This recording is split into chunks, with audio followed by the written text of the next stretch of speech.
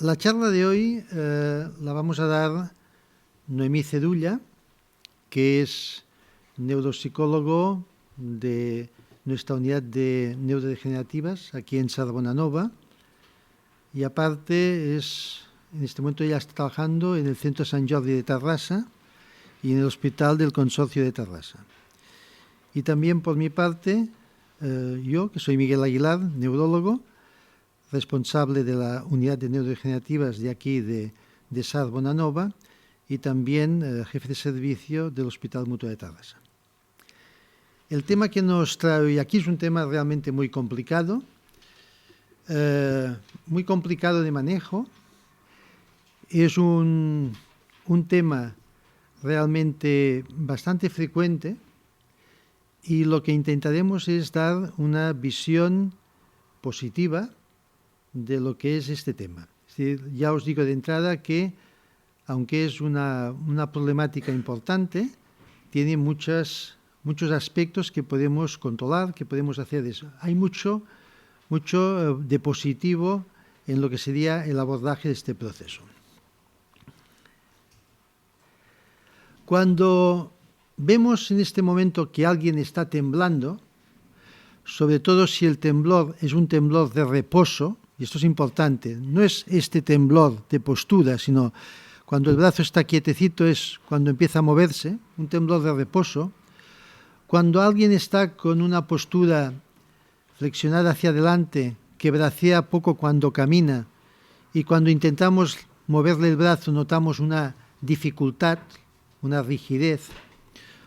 O bien cuando vemos una persona que está demasiado lenta o que camina mal, podemos sospechar que está iniciándose una enfermedad de Parkinson. La enfermedad de Parkinson tiene manifestaciones motoras, como os he comentado, pero también hay muchos aspectos no motores, desde estreñimiento, problemas de olfato, alteraciones del sueño, dolor, cansancio y muchas más, que ahora no vamos a seguir comentando. Dejaremos para después, para que Noemí nos comente todos los aspectos de conducta y los aspectos cognitivos. Cuando vemos a alguien que tiene Parkinson, ya hace años, y todos pensamos en una sustancia que es la dopamina. Todos los que estáis aquí ya sois conocedores de esta enfermedad y sabéis que en la parte baja del cerebro hay una sustancia negra donde hay unas células que fabrican una sustancia que se llama dopamina. Es como si tuviéramos una fábrica de dopamina. ¿Qué ocurre? Que las personas normales tienen fábrica normal en plena producción, pero en las personas que tienen Parkinson hay una situación de crisis y la fábrica está produciendo menos dopamina de la que el cuerpo necesita. ¿Cómo lo sabemos esto? ¿Cómo lo podemos demostrar? Pues sencillamente, podemos ver la cantidad de dopamina que hay dentro de nuestro cerebro haciendo un tipo de prueba, una radiografía que nos permite ver en rojo, como podéis ver en la pantalla. Una persona normal tiene como 2 comas grandes en el interior, en la mitad, las dos son iguales, y veis que al lado, una persona que tiene Parkinson, esa coma se ha transformado en una pequeña bolita. Se han perdido las 2 colas. Y esto nos está indicando que hay una disminución de la producción de dopamina. Todo esto vosotros ya lo sabéis. Y ya hemos comentado que hay otros signos, otras manifestaciones en la enfermedad de Parkinson, aparte de las motoras que dependen de la dopamina.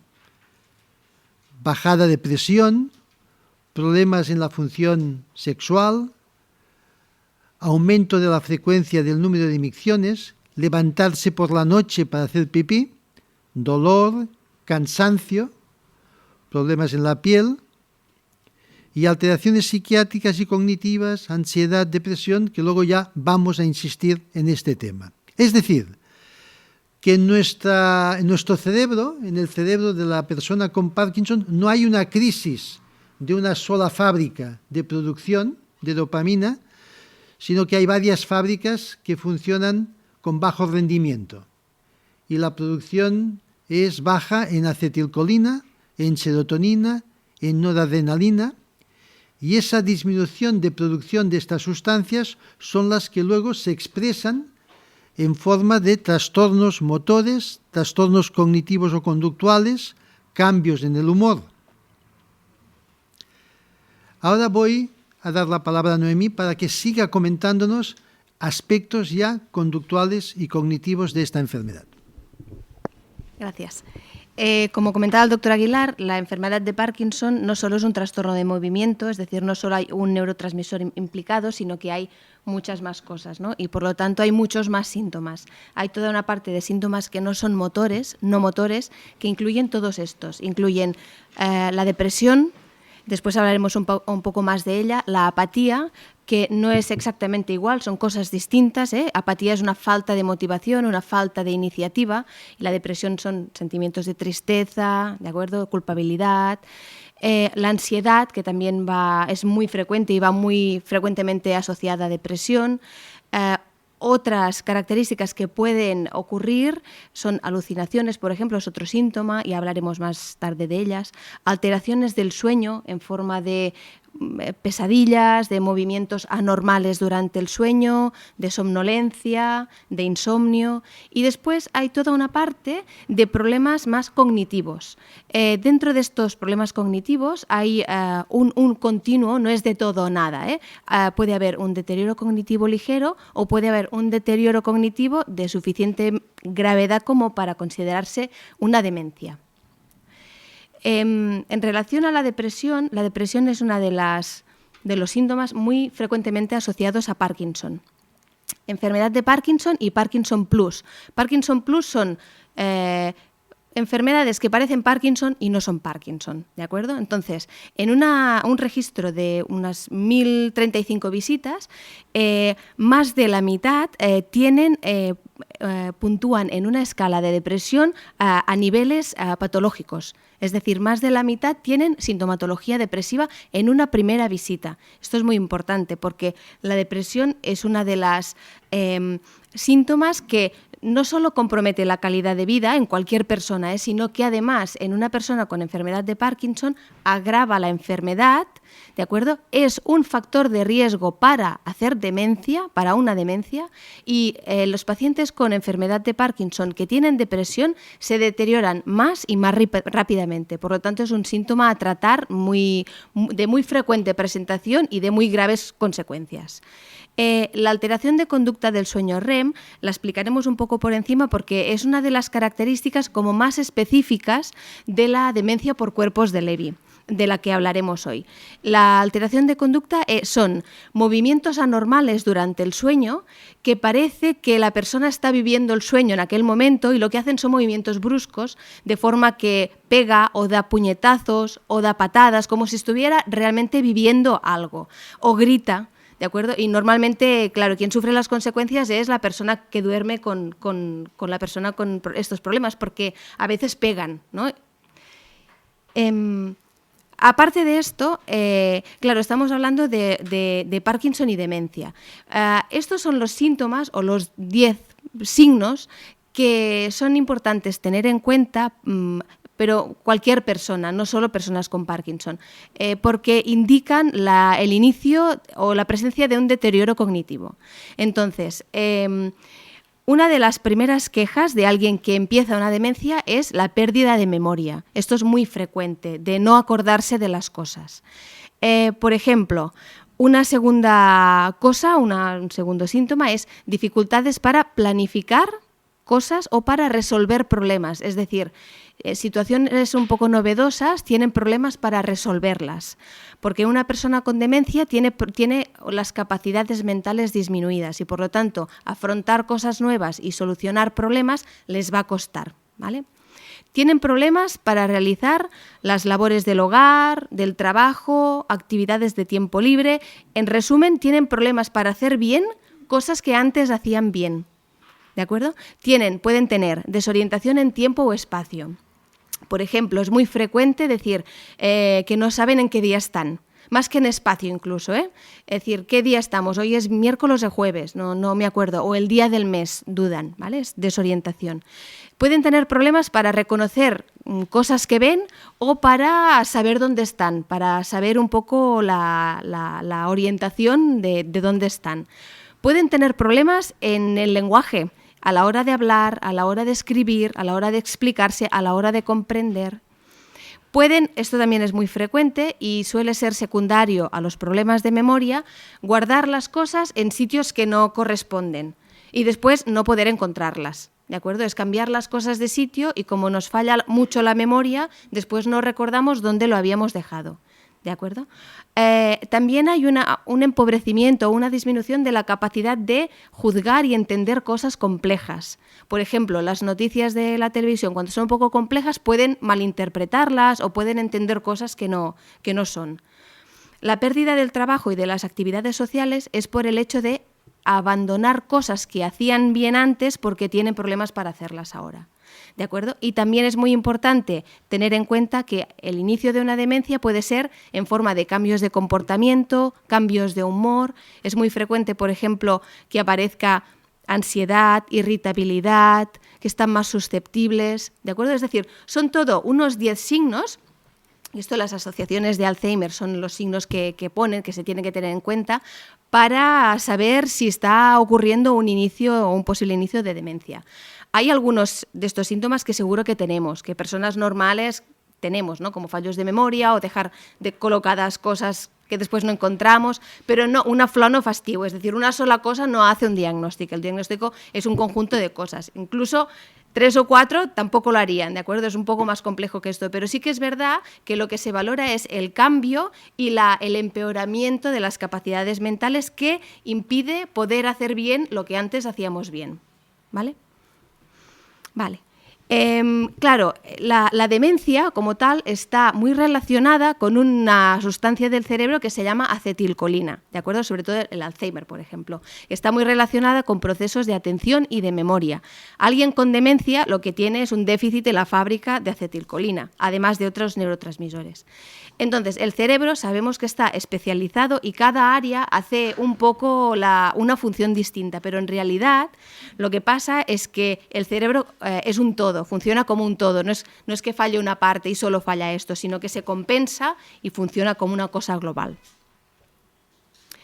Entonces, estamos hablando de una enfermedad, ¿no? De la demencia en el Parkinson o de la enfermedad por cuerpos de Levy que tiene estas dos características de estas dos enfermedades, de una demencia y de una enfermedad de Parkinson. Una demencia, ya hemos visto, es una alteración, es un síndrome, una enfermedad adquirida, quiere decir que antes no estaba, de las funciones cognitivas. Y es suficientemente grave como para producir alteración en las capacidades diarias, en las actividades diarias. Es decir, implica tener problemas en cosas que hacíamos bien antes, lo dicho. Y la enfermedad de Parkinson es una enfermedad neurodegenerativa del cerebro que se clasifica clásicamente como un trastorno de movimiento, pero que en realidad implica, como hemos visto, muchas otras cosas y muchos otros síntomas. Lo que decíamos, la depresión, la ansiedad, ¿de acuerdo? Es decir, demencia y enfermedad de Parkinson son características de la demencia por cuerpos de Levy y el complejo Parkinson-demencia, ¿de acuerdo? Entonces, ¿qué puede pasar? Puede pasar una señora o un señor con una enfermedad de Parkinson que a lo largo del tiempo, de una muy larga evolución, haga una demencia o, en el caso de la demencia por cuerpos de Levy, normalmente lo que pasa es que alguien con una demencia se parkinsoniza. Es un poco al revés. Esto para entendernos, esto es la teoría, la práctica es un poco más complejo. Entonces, la demencia por cuerpos de Levy tiene como riesgo, como elemento esencial una demencia con problemas de memoria y otras funciones que ya veremos, y sobre todo, en azul, características específicas de este tipo de demencias. Tiene y que se incluyen en los criterios diagnósticos. Tiene fluctuaciones cognitivas, esto quiere decir que las funciones cognitivas no son estables, no lo son nunca, pero en estas personas son muy fluctuantes, tienen momentos que están muy bien, momentos que están muy mal, es decir, que entienden muy bien una cosa en un momento y a la hora siguiente no dan pie con bola. Estas las fluctuaciones cognitivas. Otra característica son las alucinaciones visuales recurrentes y que además son bien formadas, no son sombras, son personas, son niños, son animales, ¿de acuerdo? Son complejas. Signos parkinsonianos, como hemos dicho, porque comparte también cosas del Parkinson, y una característica muy, muy importante es que una gran parte de personas con enfermedad de cuerpos de Levy tiene lo que llamamos hipersensibilidad a un tipo de fármacos que son los que se utilizan para tratar las alucinaciones visuales, entre otros. ¿De acuerdo? Entonces, tienen hipersensibilidad a este tipo de medicamento y por eso el manejo es un poco complejo porque pueden hacer efectos secundarios negativos graves. Y entonces se tiene que ir con cuidado porque un tanto por ciento elevado de estos pacientes tienen esta hipersensibilidad. Se llama cuerpos de Levy porque el señor Levy, como todas las enfermedades, ¿no?, tienen el nombre de la persona que él descubre.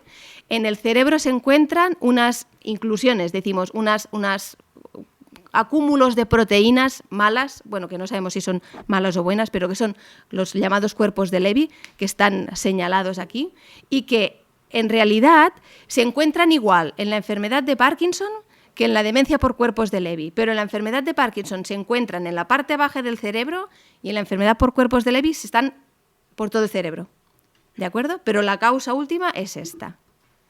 Vale, entonces, aquí hay unos escenarios de unos pacientes así imaginarios, por poner ejemplos, ¿no?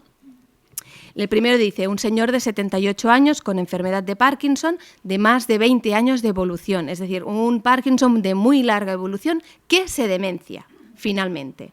O, por ejemplo, la señora última de 70 años con una demencia de 2 años de evolución que se parkinsoniza. ¿De acuerdo? Es lo que decíamos. Es decir, estos casos tienen síntomas, primero, que no son propios de la edad, esto es importante saberlo, esto no es normal, es patológico, y los dos comparten características porque son de demencia y de síntomas de Parkinson. ¿Vale? Entonces, en la enfermedad de Parkinson a veces hay problemas de memoria y de otras funciones, pero no necesariamente. Es decir, tenemos enfermedad de Parkinson sin alteración cognitiva, con un poco propia de la enfermedad, con un poco más, que es un deterioro cognitivo más ligero, y personas con enfermedad de Parkinson que se acaban demenciando. Es un continuum. Entonces, esto es lo que comentábamos, ¿no? Lo del DCL son las siglas de deterioro cognitivo ligero, ¿no?, al final de todo, y demencia. Entonces, en este sentido, esto es un continuum que va, es decir, la demencia no aparece de un día para otro. Empieza una persona sin deterioro cognitivo, después pasa a una fase de deterioro cognitivo ligero, donde hay problemas de funciones mentales, pero que no hay repercusión en la vida cotidiana, y después puede haber una demencia que sí que hay repercusión en la vida cotidiana, como hemos dicho antes. ¿Vale? En este escenario podemos encontrar lo que comentábamos, personas con enfermedad de Parkinson sin deterioro cognitivo, con la alteración propia de la enfermedad de Parkinson, que sí que hay pequeños fallos, pero que no son graves, que son leves.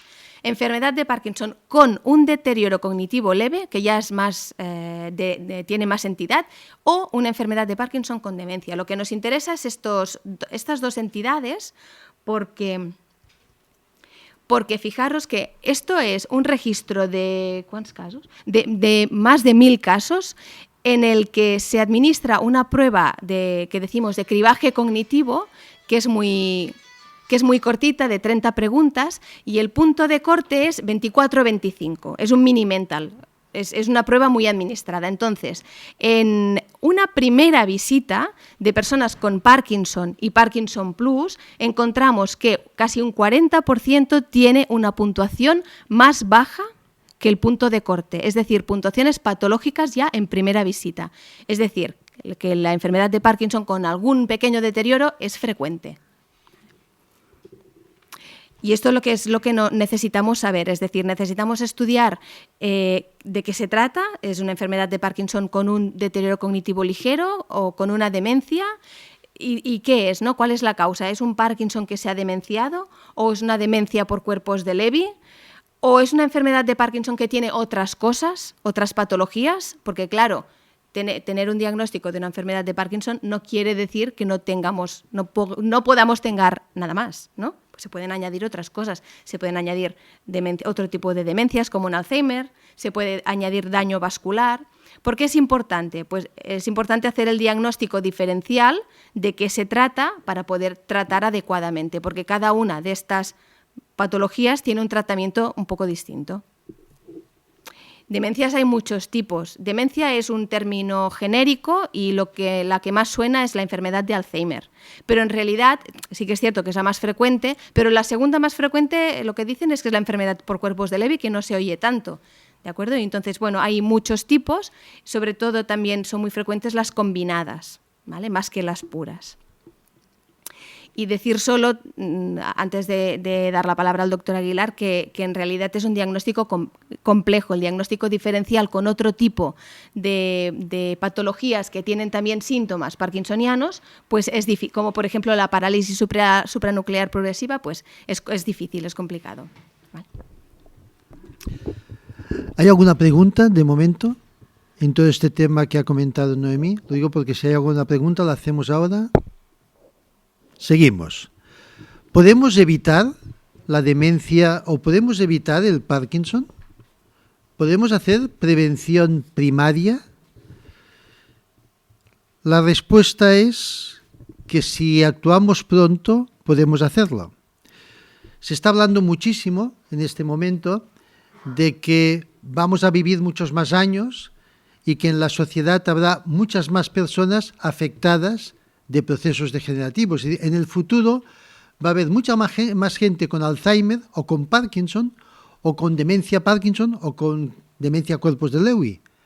¿Esto qué significa? ¿Que estamos condenados a tener esta enfermedad? La verdad es que no. Actualmente, si hacemos medidas preventivas, las personas van a tener este proceso 15 años más tarde. Y no es lo mismo empezar una demencia a los 65 años que empezar a los 80. Es decir, que vamos a ver mucha más gente afectada porque habrá mucha más población.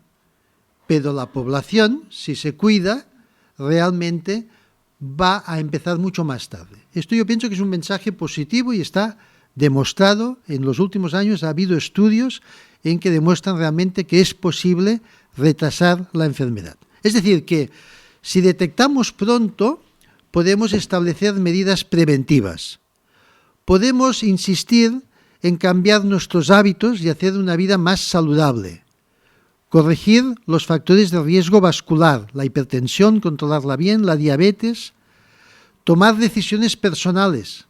Si yo sé que tengo una enfermedad degenerativa, pues puedo comentarlo en casa y decidir lo que yo quiero que se haga conmigo dentro de unos años. Así que es importante saberlo para tomar decisiones. También es bueno saberlo para establecer tratamientos lo antes posible, tanto medidas farmacológicas como no farmacológicas. Y algo también muy importante que cada vez es más necesario, participar en ensayos clínicos que nos permitan descubrir tratamientos de futuro que modifiquen realmente el perfil de la enfermedad. Es decir, que hacer un diagnóstico pronto y bien es muy importante. La hipertensión arterial no es buena, ni el exceso de grasas, ni la diabetes. Tampoco la depresión. Se tiene que tratar la depresión. Se tiene que fumar menos. Se tiene que comer mejor. Dieta rica en omega 3. Tenemos que insistir que nuestros jóvenes y nosotros mismos estudiemos más. Podemos beber un poquito de vino. Nos podemos tomar una taza de café con cafeína. Y tenemos que insistir en que los chavales estudien más y que tengamos redes sociales. Es decir, estar en casa encerrado no sirve para nada. Estar soltero, es mejor estar casado que soltero, pero lo que es importante no es soltero, no, sino tener gente con la que tú convivas y te relaciones. Es decir, que veis que hay muchas cosas que podemos modificar a nivel individual. Y esto nos lo han demostrado personas muy cercanas a nosotras. Por ejemplo, hay un grupito de 8.000 monjas en Estados Unidos que ha permitido que les valoremos cada año.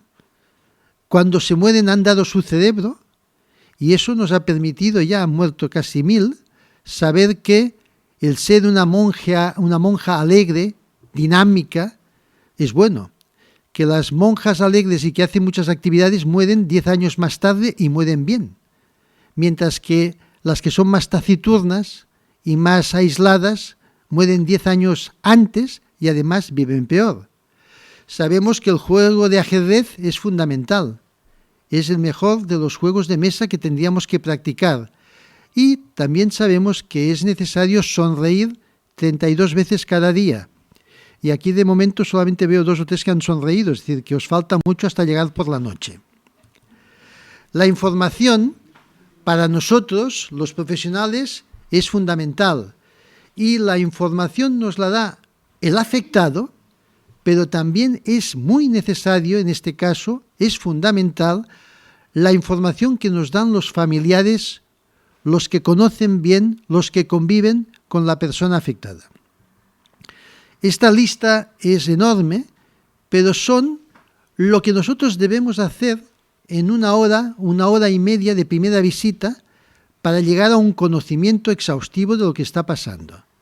Tenemos que valorarlo todo: la cognición, la conducta, lo motor, las actividades de la vida diaria, pero también nos interesan los antecedentes personales, los antecedentes familiares.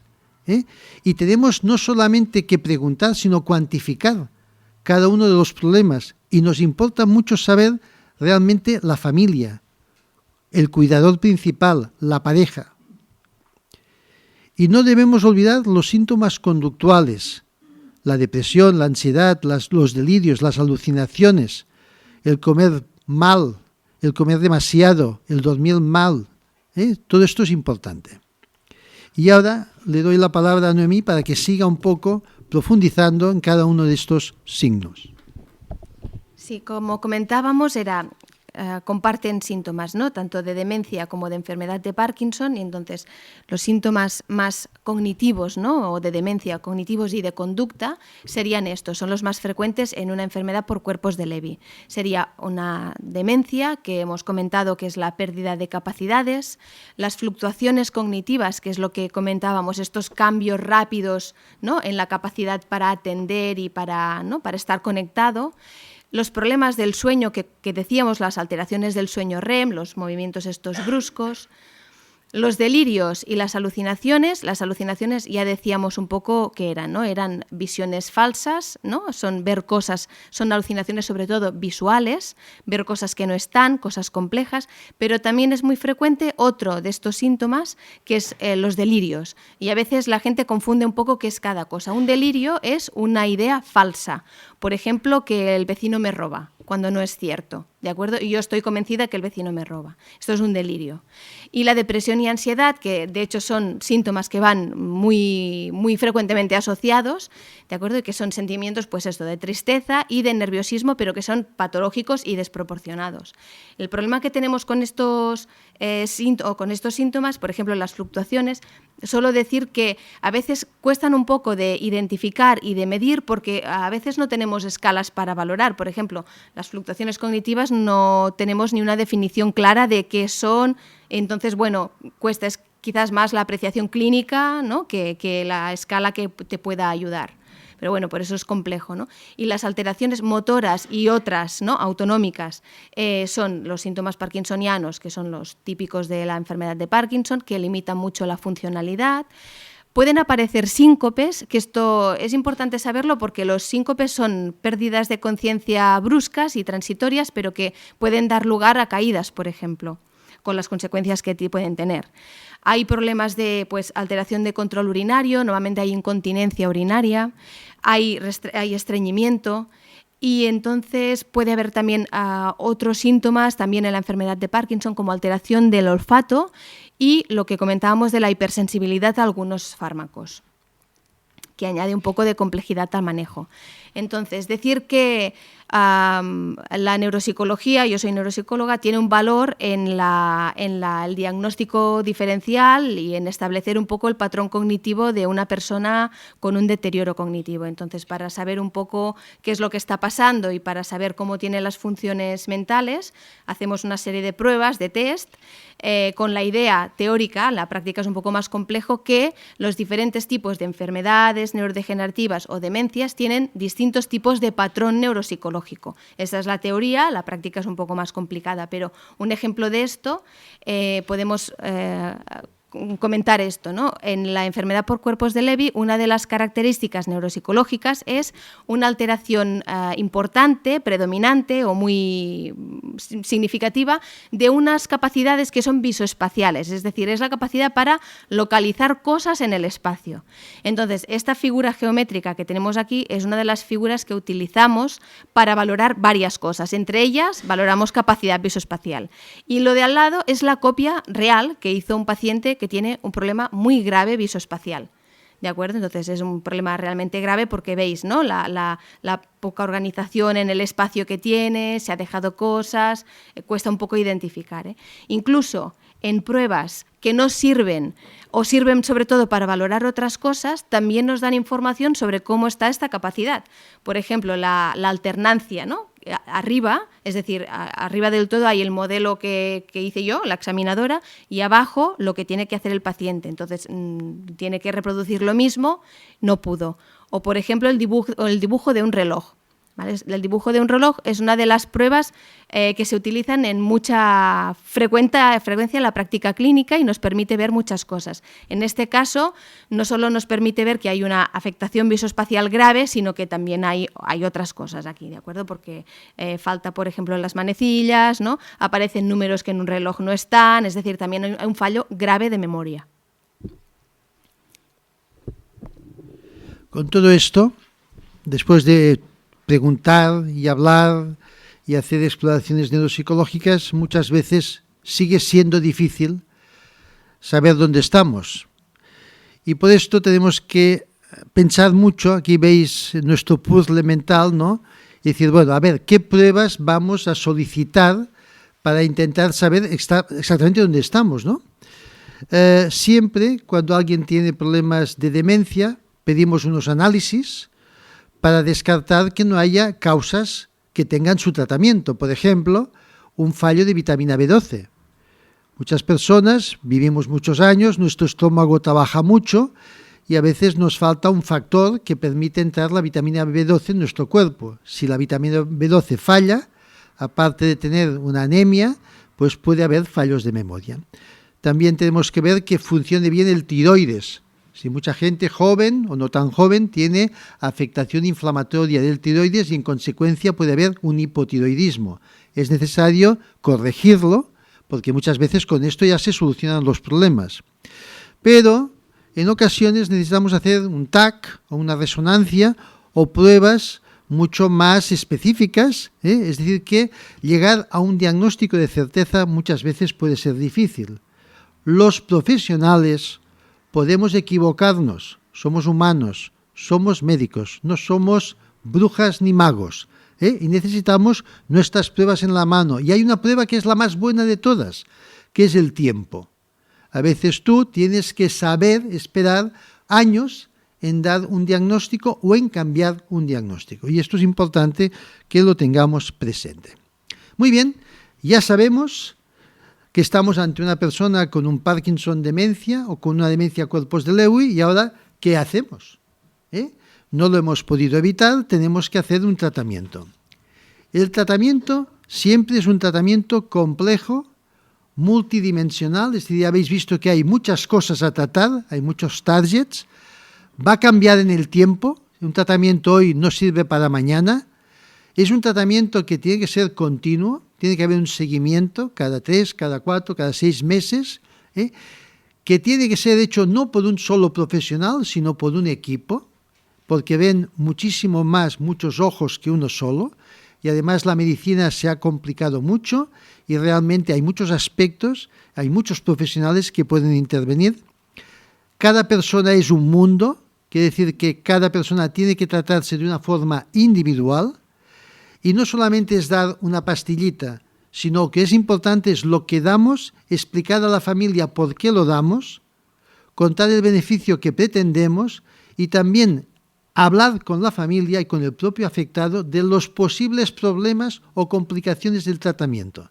Esto es fundamental, ¿de acuerdo? Es decir, que el tratamiento va a ser como una gran orquesta en la que hay alguien que va a dirigir, pero que en definitiva uno de los que están tocando, el más importante, es el propio afectado y también están en la misma orquesta los familiares.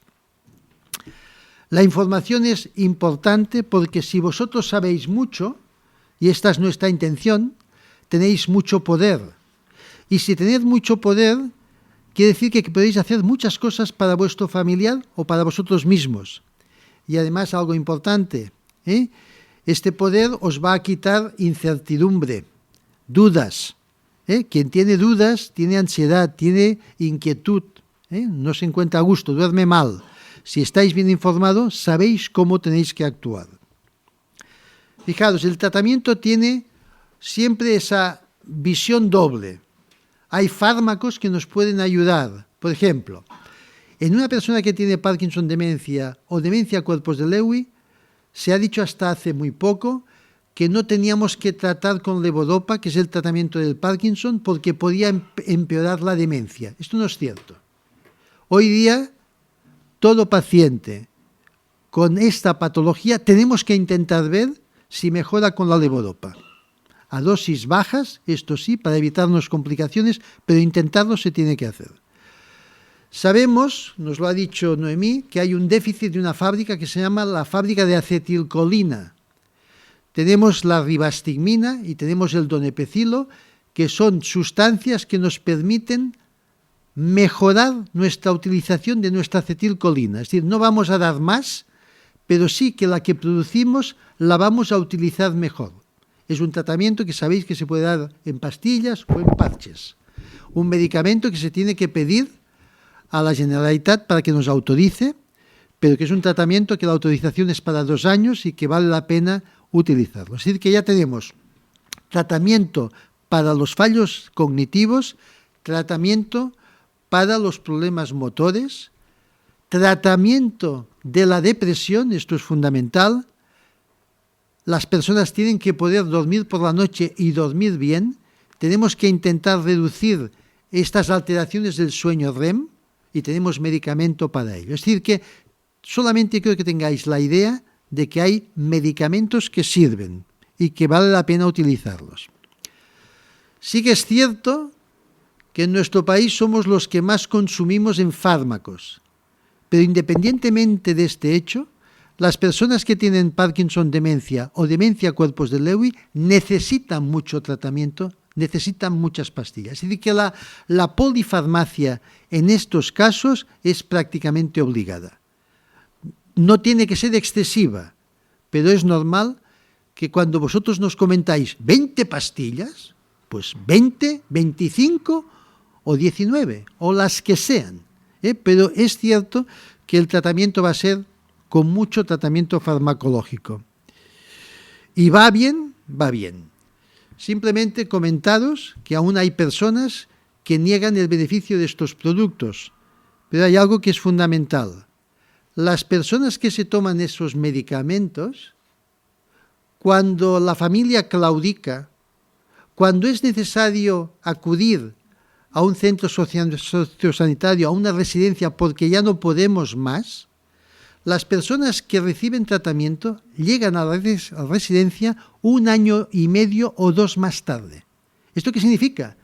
Que durante 2 años la situación se mantiene más tranquila en casa. ¿Por qué motivo? Porque el paciente está mejor y porque la familia aguanta mejor. Queda claro, este es un sistema fácil, que demuestra el beneficio de estos productos. Y ahora pasamos a la neuropsicología. Comentar que, aparte del tratamiento farmacológico que decía el doctor Aguilar, claro, hay todo un tratamiento que es no farmacológico de manejo de los síntomas y que es multidisciplinar, es decir, estamos hablando de rehabilitación o trabajo cognitivo, ¿no?, que es más de psicología, control conductual, fisioterapia, logopedia, ¿de acuerdo?, terapia ocupacional, es decir, todas estas disciplinas pueden aportar cosas a una persona con un Parkinson demencia o una demencia por cuerpos de Levy. Entonces, es decir, 4 recomendaciones no farmacológicas, como por ejemplo, ¿no?, los síntomas parkinsonianos, claro, todo el tema de ejercicio físico para intentar mantener la autonomía, ¿no?, con fisioterapia, el tema de los síncopes, que son estas pérdidas de conciencia, pues a veces recomiendan dietas con un poco más de sal, o la alteración de control urinario, a veces quizás es difícil minimizarlas, pero si vamos al baño de una forma rutinaria cada 2 horas, quizás después no tendremos pérdida de orina. La constipación, pues dietas con fibra, con más líquido. La alteración del olfato, pues intentar condimentar más la comida para que sea más apetecible y la persona tenga ganas de comer. Y vigilar los efectos de cualquier fármaco que vamos a dar por el tema de la hipersensibilidad. Igual con todos los síntomas conductuales y cognitivos. Para la demencia lo que se recomienda son tareas de estimulación cognitiva. Las fluctuaciones cognitivas a veces es difícil preverlas, pero sí que podemos ver si se repiten en situaciones determinadas, ¿no?, o si hay algún desencadenante que podemos identificar. Las alteraciones del sueño REM, el hecho de que el paciente pues se mueva de golpes, pues quizás adaptando el entorno primero para que él no se haga daño y después para que no haga daño a otros, pues quizás es lo que se recomienda. Los delirios y las alucinaciones, sobre todo es escuchar activamente a la persona, ¿no?, intentar hacer maniobras de distracción, acompañamiento, intentar abandonar la situación estresante. Claro, delante de un delirio, por ejemplo, si la persona piensa que el vecino le roba y lo piensa firmemente, es una idea fija de la cual no se va a desprender tan fácilmente si le decimos, no, hombre, que no pasa nada, que es el vecino de toda la vida, ¿no? ¿De acuerdo? Entonces, lo único que podemos hacer es contraproducente, lo único que puede pasar es que se enfade más todavía porque es una cosa que cree de verdad. Entonces, muchas veces lo que se recomienda es una escucha activa, no decir, bueno, explícame qué te pasa, ¿de acuerdo? Para tranquilizar, intentar cambiar de situación, ¿de acuerdo? Y la depresión y la ansiedad, aquí hacer un poco de apunte, un punto y aparte, porque lo que se recomienda es sobre todo promover la actividad y el tema de una técnica que se utiliza, que es la activación conductual. Para la depresión, como es un factor, como todos los otros, pero que es un factor tan importante para la calidad de vida, para hacer una demencia después que se tiene que tratar, hay tratamiento farmacológico, antidepresivos y tratamiento psicológico, que es lo que comentábamos de las técnicas estas de activación. Entonces, la idea es que, claro, la depresión no es solo estos sentimientos de tristeza, sino que hay una amalgama de síntomas, ¿no?, negativos, ansiedad, problemas de sueño, y para cada uno de estos síntomas podemos ofrecer pues un tratamiento o una técnica psicológica específica, y sobre todo para el tema de falta de iniciativa, pérdida de interés, hay la activación conductual. La idea de la activación conductual es una idea muy, muy simple, es decir, normalmente cuando hay una depresión, ¿no?, esta es la cadena que se produce, hay una pérdida de interés, no nos importa nada porque estamos tristes y deprimidos y dejamos de hacer cosas que hacíamos antes, ¿no?, porque no nos importa. Entonces esto retroalimenta de forma negativa la depresión, es decir, no hago nada, me siento peor. La idea de la activación conductual, en lugar de intentar cambiar los pensamientos negativos que tiene una persona con depresión, lo que vamos a hacer es cambiar el comportamiento. Es decir, si participamos en actividades, nos vamos a sentir mejor y el ánimo va a mejorar. Y esto es así. Hay estudios que lo confirman. Entonces, si el ánimo mejora, tendremos más ganas de participar en actividades. ¿De acuerdo? Entonces, primero cambiamos el comportamiento y al cabo de la rueda se cambia la cognición, la forma de pensar. Pensamos que es importante porque, ¿no?, quizás hacemos un esfuerzo intentando cambiar la forma de pensar cuando quizás cambiar la forma de actuar es más fácil y más eficiente. La idea es que en las demencias, ¿no?, en la enfermedad por cuerpos de Levy, el tratamiento es multimodal, polivalente, multidisciplinar, y aquí cada disciplina puede aportar su conocimiento. Se tiene que abarcar todos los aspectos de la persona, se tiene que tener en cuenta las necesidades en función del momento de la enfermedad. Siempre se tiene que basar en lo que preserva, no lo que ha perdido, en las capacidades que todavía se pueden trabajar. Y evidentemente el papel de la familia es muy importante, es básico. Se tiene que dar poder, ¿no?, y dar poder de decisión en el proceso terapéutico. Y si se trabaja en grupos, como por ejemplo en actividades de estimulación cognitiva, tienen que ser grupos que se parezcan, homogéneos.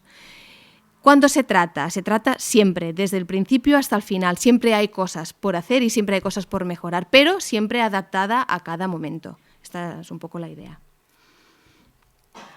En general, lo que decíamos, ¿no?, el ejercicio físico, la musicoterapia, la estimulación, otros tipos quizás un poco menos, ¿no?, más de investigación, ¿no?, como la estimulación cerebral no invasiva, pero hay muchas cosas y muchas terapias que se pueden hacer y se pueden aplicar. La estimulación cognitiva, por ejemplo, es una de ellas. Es hacer ejercicios, ¿no?, específicos, pues, de atención, de cálculo, de memoria, adaptados siempre a la capacidad de la persona. Nunca vamos a dar un cuaderno de ejercicios a alguien que no sepa leer. Ya sé, es una obviedad, pero a veces pasa.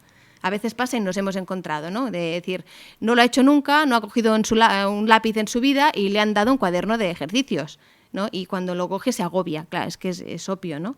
Entonces, siempre adaptado a las capacidades y a lo que pueda hacer. Y el ejercicio físico. El ejercicio físico cada vez estamos viendo que con más evidencias científicas que es básico para el bienestar, sea cual sea la edad de inicio. Incluso mejor si somos mayores y no lo hemos hecho nunca, porque esto es una novedad para el cerebro y el cerebro responde muy bien a las novedades, no a la rutina. ¿De acuerdo? Es un reto. Entonces, esto va bien. Todo esto que hemos dicho, ¿vale la pena hacerlo? Mirad, aquí en esta sala está Francisco o está Juan o Pedro, es lo mismo, el nombre no importa. Pero sí que hace 1 mes y medio o 2 meses este señor vino a verme. Tenía problemas motores y tenía problemas cognitivos. No llevaba tratamiento ni para lo motor ni para lo cognitivo. Se le puso un parche y además se le dio medicación con levodopa para intentar mejorar. El martes, hace 2 días, vino a verme. El señor estaba sentado ante mí y yo le dije, ¿cómo estás? Y él me dijo, estoy muy bien. Me sorprendió que estuviera tan bien. Y la hija a su lado me dijo, qué bien, está fantástico. Sí, dice, sí, mira, este fin de semana ha subido al Montseny. Digo, ¿ha subido al Montseny? Bueno, su hijo le ha llevado en coche hasta arriba de todo, pero ha subido hasta el Turó de Loma.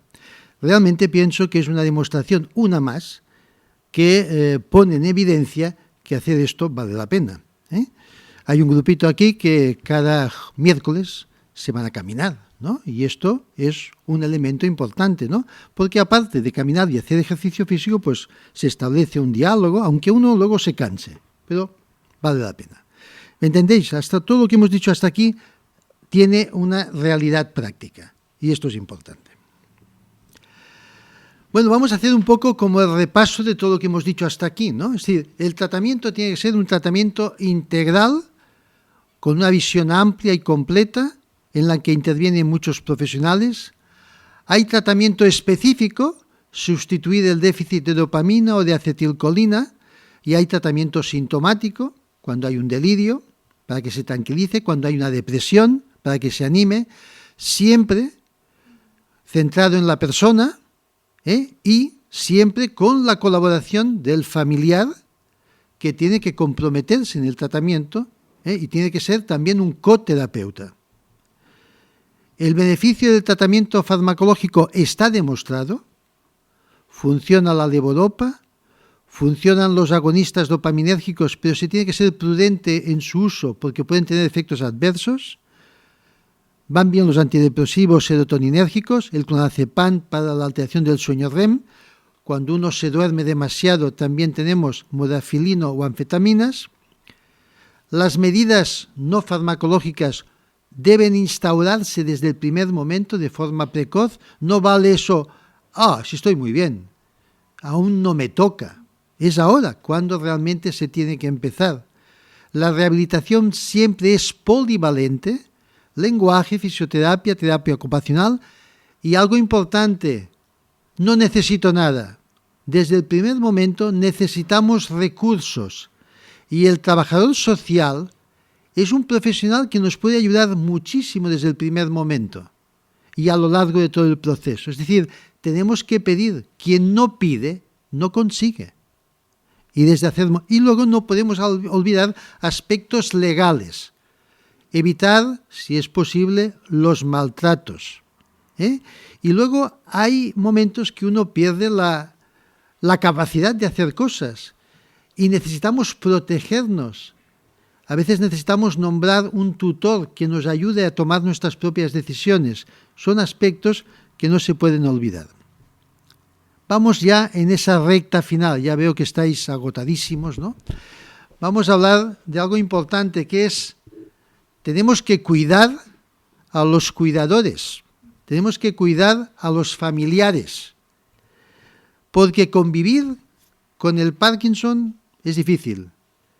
Pero convivir con un Parkinson demencia o con una demencia corpus de Lewy no es que es difícil, es muy difícil. Y esto a veces pone de los nervios, te pone triste. Y es importante que trabajemos en este sentido. El cuidador tiene que ser cuidador hoy y dentro de 15 años. Y esto es un largo recorrido. La demencia, pues, es un problema de tipo familiar, es un problema de todos, que aumenta nuestras obligaciones y nos hace perder nuestro tiempo libre. El cuidador muchas veces se queda más solo que la una y desde el primer momento se tiene que comprometer al resto de familiares. Desde el primer día, cuando te dan un diagnóstico, tienes que compartirlo con tu pareja, con tus hijos y tus nietos. Y se tiene que crear una red muy fuerte para realmente ir superando los obstáculos del día a día. La familia es la gran experta. Es decir, los médicos tenemos que oír y ver todo lo que nos contáis, porque la familia es la que diagnostica. La familia es la que convive con la persona día a día, noche y noche. La familia es el gran recurso natural por excelencia. La familia, pero, tiene sus propias necesidades, sus preocupaciones, sus deseos, sus fortalezas y debilidades. La familia, igual que la persona, es única. No hay una familia igual. Cada una tiene sus propias experiencias y su propia realidad. Fijaros bien, esto es un estudio que hemos hecho en el último año. ¿Qué es peor? ¿Convivir con un Alzheimer o convivir con la demencia Parkinson, demencia corpus de Lewy? Pues no tiene nada que ver. El cuidador está mucho más cargado, tiene menos calidad de vida y está más deprimido. Es decir, para nosotros los profesionales tenemos muy claro que el Alzheimer es muy duro, pero que la demencia corpus de Lewy es mucho más. ¿Qué tenemos que hacer? Prevenir y tratar la carga del cuidador. Y solamente quiero que tengáis 3 ideas que están reflejadas en la foto. Si tú estás solo, no es lo mismo que si estás acompañado. 2 cuidadores suman más que 2. Es decir, que se tiene que tener una red de cuidadores. El segundo aspecto está en la mitad de la foto. Para mover a alguien que pesa mucho, tenemos que hacerlo con técnica adecuada. Si no, vamos a estropear la columna del cuidador. Y esa columna del cuidador nos tiene que servir para mucho tiempo. Y además, pensemos que el cuidador es una persona que va a seguir viviendo y necesita de su buena salud. Y el tercer concepto es el de la otra foto. Cuidar no es luchar. no es pegarse con el afectado. A veces cuando comemos obligamos a. Tenemos que meternos en la piel de él y quizás no es el momento ahora y será el momento más tarde. La distracción es un gran instrumento. Las cosas van más fáciles si hablamos con personas que tienen la misma experiencia nuestra. Los profesionales somos más o menos buenos, pero los otros familiares expertos tienen mucha experiencia a compartir. Y esto es fundamental. Y existen grupos de ayuda mutua en las asociaciones de familiares, en los centros de atención primaria muchas veces. Es decir, que vale la pena comentar lo que te está pasando con gente que ya ha vivido tu propia experiencia. Y además hay cosas que se pueden hacer. Hay vacaciones para familias con Alzheimer, con demencia de cuerpos de Lewy, con personas con Parkinson. Hay vacaciones con profesionales que te ayudan. Hay centros de día, hay centros de noche, hay hospitales sociosanitarios, hay residencias asistidas. Todo esto existe y tenemos que hablar con el trabajador social para que nos informe. Y además estamos en un mundo moderno con nuevas técnicas de innovación y comunicación y tenemos maneras de trabajar desde casa, hacer rehabilitación conectados con centros donde hay profesionales que nos hacen cosas personalizadas. Vale la pena aprovechar las nuevas técnicas. A veces uno tiene miedo de perderse en la calle y la familia tiene miedo. Y no sabemos que tenemos unos GPS magníficos, controlados por la Cruz Roja, aquí en Barcelona, donde la familia puede ir tranquilísima porque hay una señal cada 5 minutos y no se pierde nadie. Y si tenemos dudas de dónde está nuestro familiar, simplemente a través de Internet con un password, sabemos exactamente si está en la calle de al lado acercándose o si está a 1 kilómetro de distancia y lo vamos a encontrar. Y algo que siempre da un poquito de susto cuando se habla de curas paliativas. Cuando uno piensa en curas paliativas, piensa en el cáncer y en que se te acerca la muerte. Pero esto no es así. Cura paliativa significa dar confort, evitar sufrimiento, cuidar. Y en las personas que tienen Parkinson o Parkinson demencia o demencia cuerpos de Lewis, se tiene que empezar a cuidar lo antes posible. Y luego, a lo largo del tiempo, va a irse incrementando. Es decir, que tenemos que tener presente este hecho. Y además, las personas tienen cultura y tienen sus necesidades espirituales. Y esto tenemos que poder también ofrecerlo. Y hay algo importante que podríamos ir hacia el principio, lo que llamamos el documento de voluntades anticipadas. Las personas hoy podemos firmar un documento conforme a lo que queremos que se haga con nosotros en todo, que nos va a ayudar ante una situación límite, qué es lo que se tiene que hacer, de actuar. Y esa información es muy importante para las familias en el momento de tomar decisión, poniéndose en la piel de la persona afectada y en los profesionales. Y ahora ya vamos un poco a resumir todo lo que hemos dicho y ya terminaremos. La enfermedad de Parkinson, demencia cuerpos de Lewy es... Para terminar, 4 cosas para que queden claras, así de resumen. Se trata de una enfermedad, ¿no?, del cerebro, neurodegenerativa, que tiene muchos síntomas, con un complejo manejo, que es una demencia con síntomas de Parkinson, la importancia que comentábamos del diagnóstico precoz para poder, ¿no?, tratar bien todos los síntomas, tanto farmacológicamente como no farmacológicamente, que tiene un largo recorrido, es decir, son enfermedades que son crónicas y evolutivas y que van a ir a peor, y que en muchos casos se desconoce la causa. El tema de la información, saber la información, tener información y formación da poder y reduce las dudas, ¿no?, la incertidumbre. Es importante tener información para saber que lo que vemos, discriminar si lo que vemos es importante, tiene importancia o no lo tiene. Si no sabemos qué es lo que estamos viendo, no podemos saber si es importante o no, ¿no?, como síntomas, por ejemplo. Hoy en día todavía no tenemos ningún tratamiento que modifique la enfermedad, es decir, no hay ninguna pastilla que dándola pues el paciente, ¿no?, se modifique lo que va a pasar, pero sí que es verdad que se puede tratar todos los síntomas y mejorar la calidad de vida. lo de aprovechar los recursos sociales es básico porque muchas veces lo dejamos para lo último y realmente es algo que tenemos que plantearnos muy al inicio porque además es un tema burocrático que cuesta y que es largo a veces. Entonces, bueno, vale la pena aprovecharlo y empezar rápidamente a moverlo. Y la importancia de la familia. La familia es esencial en todo el proceso, desde el principio hasta el fin, y es la persona de apoyo, la informadora, es básica. Y ahora, para que todos los que habéis anotado, que estáis todos apuntando, ahora tenéis que llevaros estos mensajes, con esto ya sería suficiente. Ante la sospecha de un parkinsonismo o de un deterioro cognitivo, se debe consultar al equipo de atención primaria lo antes posible. A nivel práctico, para vosotros, es lo mismo que hablemos de Parkinson, demencia o de demencia cuerpos de Lewy, porque se van a hacer el mismo tratamiento, ¿sí?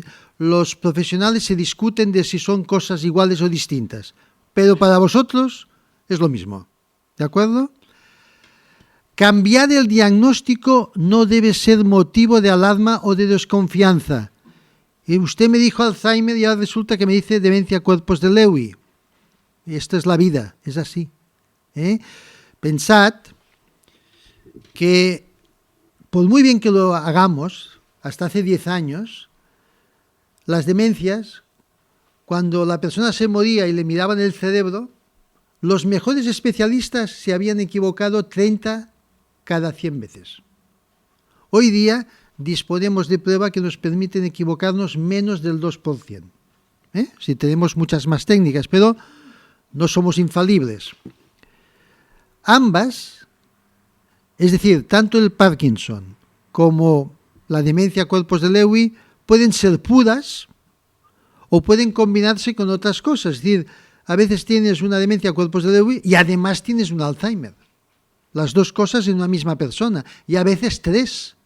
Porque tienes también cambios de tipo vascular, y a veces 4, porque además según qué tipo de medicamentos, o a veces 5, porque te falta una vitamina, ¿me entendéis? Es decir, que lo puro y lo sencillo, bien, pero luego se puede complicar.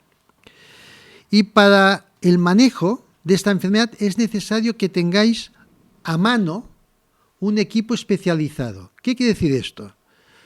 Alguien que sepa de qué va, un equipo que sepa de qué va, que no es fácil. Pero además algo muy importante, que sea accesible. ¿Qué significa esto? Que te dé el número de teléfono, si es necesario, o que te dé el email. ¿Para qué? Porque si tenemos un problema, no nos vayamos por ahí de servicio de urgencia a servicio de urgencias, horas y horas, y complicándonos la vida. Esto es importante que lo tengamos presente. El tratamiento debe ser siempre farmacológico y no farmacológico, y debemos preocuparnos de todos los aspectos de la enfermedad. Hay fármacos que pueden agravar la enfermedad y es necesario ser muy prudentes y controlar, después de tomarnos una pastilla, lo que está pasando. Y si hay novedades malas o si hay sorpresas, debe utilizarse ese teléfono y ese mail para contactar. Resulta que ahora tiene diarrea cada día. Resulta que ahora no quiere comer. Nos está perdiendo peso. Y a veces la solución es quítale la pastilla que le puse. Punto. O estaba tan bien y ahora resulta que está, pero como inmóvil. Está que no se puede mover. Porque quizás ese fármaco le está agravando su parkinsonismo. ¿Entendéis esto? Y algo ya para terminar, recordad que estamos hablando de enfermedades fluctuantes. Es decir, que hoy estoy muy bien y mañana estoy muy mal. Y si mañana estoy muy mal, no me voy a morir. Sí, es una tormenta, es un tsunami. Después de la tormenta viene la calma. Pero ojo, después de la calma puede volver la tormenta. Es decir, que estamos en un proceso que va a oscilar. Y es lo característico de esta enfermedad. En el Alzheimer, tú vas bajando en un tobogán. Puedes bajar más o menos, pero bajas como un tobogán. Pacientes con demencia cuerpos de Lewy hoy están fatal que se mueren y mañana están fantásticos. Y hasta tú mismo dices, ¿cómo es posible? ¿Me entendéis? Y las formas puras responden mejor y pueden responder muy bien. Pero ojo, ojo, ojo. Si veis una fluctuación y no queda claro, pensemos que puede haber una complicación. Es que hoy tiembla muchísimo y tiene fiebre, sí, pero resulta que tiene infección de orina y parece que ya la enfermedad ha evolucionado muchísimo. No, detecta la causa, detecta la complicación y la tratas.